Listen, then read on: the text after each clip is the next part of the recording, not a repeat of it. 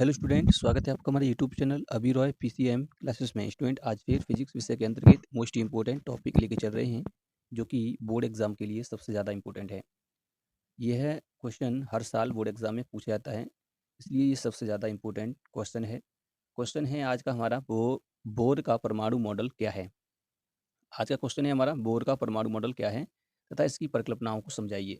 इस प्रकार से क्वेश्चन पूछता है, यानी कि 2024 में भी ये क्वेश्चन पूछा गया था कि बोर का परमाणु मॉडल की जो परिकल्पनाएं थी बोर की, उनको समझाइए। तो उनको लिखना होता है। तो स्टूडेंट, ज़्यादा परिकल्पनाएं नहीं थी, उनकी 3 परिकल्पनाएं थी, उन 3 परिकल्पनाओं को ही लिखना होता है। ठीक है। तो बोर का परमाणु मॉडल क्या है उसके बारे में हम देखने वाले हैं। तो बने रहिए वीडियो के एंड तक। यदि चैनल पर नए हो तो चैनल को सब्सक्राइब कर लें, बेल आइकन को प्रेस कर ऑल पर जाकर क्लिक कर दें ताकि आने वाले वीडियो की नोटिफिकेशन आपको मिलती रहे। ठीक है स्टूडेंट, तो चलते हैं वीडियो को स्टार्ट करते हैं। तो चलिए स्टूडेंट, बोर का परमाणु मॉडल क्या है तथा इसकी परिकल्पनाओं को समझाइए, ये क्वेश्चन है आपका। तो ये बोर ने मॉडल कब दिया था? ये 1913 में मॉडल दिया गया था, 1913 में, क्योंकि 1911 में रदरफोर्ड ने दिया था अपना अल्फा कर्व किरण यानी कि मॉडल दिया था उन्होंने अपना। परंतु उन्हीं का संशोधन रूप, यानी कि देखो जो रदरफोर्ड का मॉडल था उसी को शुद्ध कर दिया था थोड़ा सा उसमें, कि थोड़ा सा गलती था उसमें, इसलिए बोर ने उसको क्या क्या कर दिया, उसमें सुधार कर दिया था।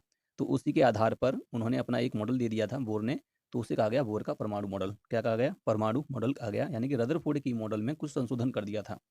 तो यहाँ पर है कि रदरफोर्ड की परमाणु मॉडल के संशोधन रूप को बोर का परमाणु मॉडल कहा जाता है। यानी कि रदरफोर्ड का जो परमाणु मॉडल था उसके उसको उसमें क्या कर दिया, संशोधन कर दिया थोड़ा सा, और जो अपना एक मॉडल दिया उसे कहा गया बोर का परमाणु मॉडल। तो बोर के परमाणु मॉडल की जो परिकल्पनाएँ थीं, उनके बारे में हम बात करेंगे। तो बोर की परिकल्पनाएँ क्या थीं? तो बोर की परिकल्पनाएँ ये थीं, देखो रदरफोर्ड ने बताया था कि कोई भी परमाणु जो होता है, उसमें जो इलेक्ट्रॉन होता है, एक वृत्ताकार कक्षा में गति करता है। तो ये बात तो उनकी गलत साबित हुई, क्योंकि वृत्ताकार कक्षा में इलेक्ट्रॉन गति नहीं करता है। यदि वृत्ताकार कक्षा में इलेक्ट्रॉन गति करता है, तो वो वृत्ताकार में क्या होता है, वेग बदलेगा। तो वेग बदलेगा तो वहाँ पे त्वरण होगा, और जब त्वरण होगा तो त्वरित गति करेगा आवेश, तो उससे क्या होगी, ऊर्जा में हानि होगी। और ऊर्जा में हानि होने के कारण इलेक्ट्रॉन जो है वो नाभिक की ओर आकर्षित होगा, जिससे क्या हो जाएगा, कुछ समय बाद जो परमाणु का जो नाभिक में क्या हो जाएगा, प्रवेश कर जाएगा, जिससे परमाणु का अस्तित्व ही खत्म हो जाएगा। तो ये परिकल्पना उनकी गलत थी। तो इसी को परिकल्पना को बोर ने शुद्ध कर दिया और अपनी एक परिकल्पना दी उन्होंने। तो बोर ने अपनी एक परिकल्पना दी, जो परिकल्पना थी इनकी कि इलेक्ट्रॉन एक निश्चित कक्षा में गति करता है, ना कि वृत्ताकार कक्षा में गति करता है। ठीक है। और बाकी तो इनकी सेम थी, जो उन्होंने बताया था कि परमाणु का जो धनावेश जो होता है, यानी कि जो ऋणावेश जो होता है, उसके केंद्र में स्थित होता है। बाकी तो सब सेम था। ठीक है नहीं, परंतु जो इन्होंने जो पहली परिकल्पना इन्होंने बताई थी कि इलेक्ट्रॉन वृत्ताकार कक्षा में गति करता है, तो वो इनकी गलत साबित हो गई थी। इसके बाद इन्होंने अपनी एक परिकल्पना बताई थी कि उन्होंने बताया था कि इलेक्ट्रॉन उन्हीं कक्षाओं में गति कर सकता है जिसका कोणीय संवेग h/2 पाई के बराबर हो जाए। ठीक है नहीं, इसके बारे में उन्होंने बताया था। तो चलिए बोर की परिकल्पना को देख लेते हैं, आपको किस प्रकार से बोर्ड एग्जाम में लिखना है। तो चलिए स्टूडेंट, बोर की परिकल्पनाओं की अगर हम बात करें तो बोर ने अपनी परिकल्पनाएं दी थी, वो 3 दी थी। पहली परिकल्पना थी इनकी कि बोर के अनुसार परमाणु में इलेक्ट्रॉन एक निश्चित कक्षा में चक्कर लगाते हैं, एक निश्चित कक्षा में गति करते हैं, जिनको हम ऊर्जा स्तर कहते हैं। क्या कहते हैं इनको? हम ऊर्जा स्तर कहते हैं। इलेक्ट्रॉन एक निश्चित कक्षा में गति करते हैं, उनकी ऊर्जा फिक्स होती है। ये बोर ने बताया था। ठीक है नहीं, रदरफोर्ड ने तो ये बताया था कि वृत्ताकार कक्षा में गति करता है। तो अगर कोई इलेक्ट्रॉन वृत्ताकार कक्षा में गति करेगा तो वो त्वरित गति करेगा, इससे क्या होगा कि उसकी ऊर्जा में हानि होगी और इलेक्ट्रॉन नाभिक की तरफ आकर्षित होगा। ठीक है स्टूडेंट, तो इस प्रकार से उन्होंने अपनी परिकल्पना दी थी कि यानी कि इलेक्ट्रॉन जो था, एक अगर वृत्ताकार कक्षा में गति करेगा तो वो अपनी ऊर्जा में लगातार हानि करेगा, और जब लगातार हानि होगी तो इलेक्ट्रॉन नाभिक की तरफ आकर्षित होगा, जिससे क्या हो जाएगा, परमाणु का अस्तित्व ही खत्म हो जाएगा। इस प्रकार से दूसरी जो इनकी परिकल्पना थी वो क्या थी? परमाणु का समस्त धनावेश व द्रव्यमान नाभिक में स्थित होता है। नाभिक की खोज किसने की थी? नाभिक की खोज की थी रदरफोर्ड ने। किसने की थी? रदरफोर्ड ने नाभिक की खोज की थी। और जो बात उन्होंने बताई वही बात बोर ने अपने मॉडल में भी बताई। उन्होंने बताया परमाणु का समस्त जो धनावेश होता है, वो द्रव्यमान होता है, वो नाभिक में स्थित होता है। ये बात वैसी की वैसी है। ठीक है नहीं? इसके बाद इनकी जो तीसरी परिकल्पना थी, तीसरी परिकल्पना क्या थी? तीसरी परिकल्पना कुछ इस प्रकार से थी, आप देख सकते हैं कि इलेक्ट्रॉन उन्हीं कक्षा में गति कर सकता है जिसका कोणीय संवेग h/2 पाई के बराबर होता है। इलेक्ट्रॉन जो है वो उन्हीं कक्षा में गति कर सकता है जिसका कोणीय संवेग क्या हो, h/2 पाई के बराबर हो।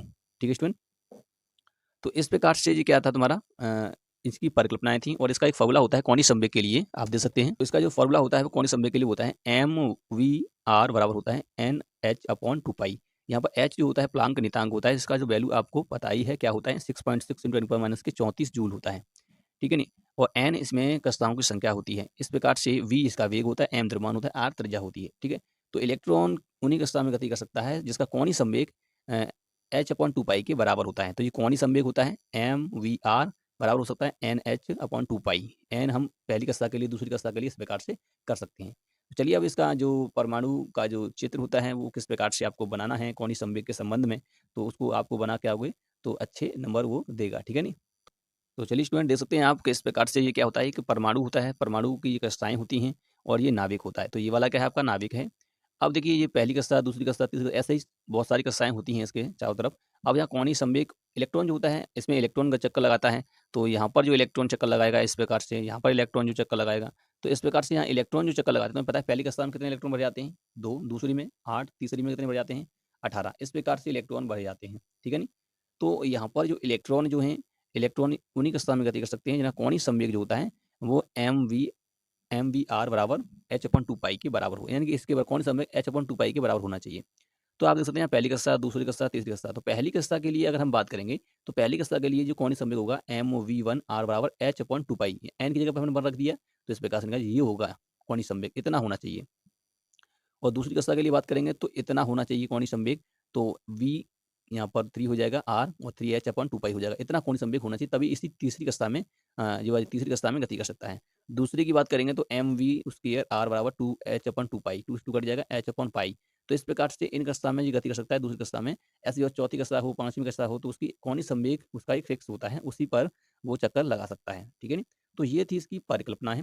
और इसकी अगर हम बात करें तो बोर ने हाइड्रोजन स्पेक्ट्रम को ही समझा दिया, यानी कि एक रैखिक स्पेक्ट्रम था, जो हाइड्रोजन स्पेक्ट्रम था उसके बारे में इन्होंने बताया था, यानी कि हाइड्रोजन स्पेक्ट्रम की व्याख्या की थी अपने मॉडल के आधार पर, ठीक है नी?